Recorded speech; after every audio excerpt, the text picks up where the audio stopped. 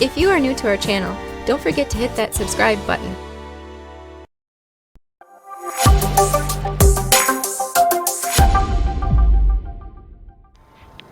When planting your row crops, such as carrots or beets or kohlrabi, there's a couple of different methods that you could use. A couple I'm going to show you right now. Well, let's say we're going to plant some kohlrabi right here. You could take your rake, figure out where your row is going to be, take your rake handle and nestle it down to the depth that you're needing. Remove it, plant your seeds, mark it with your row markers,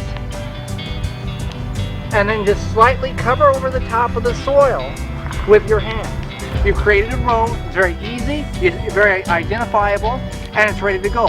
Another way you could plant seeds would be you could purchase a pointed hoe, or we made this one out of a broken normal hoe, and you could take and run the point and create a row like that. Now if you want your rows to be as straight as possible, there is a technique to that. Take your two rods, whether it be sticks or metal, and tie a rope, string, or whatever you have available onto it. Place it at the beginning of the row, at the area you want to start your row, and then just extend it out to the other end.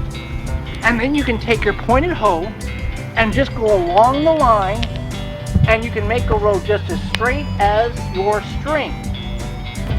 Remove the string, plant your seeds, cover them up, and you'll have a straight row, and you can progress throughout the garden by doing this. And it'll make your garden look a little bit better if that's something you want. And you can also use seed tape as well, and that's a very quick method of planting small seeds. Another way of planting your bush beans is a trench method. The trench method is simply taking your hoe and making a trench the width of it.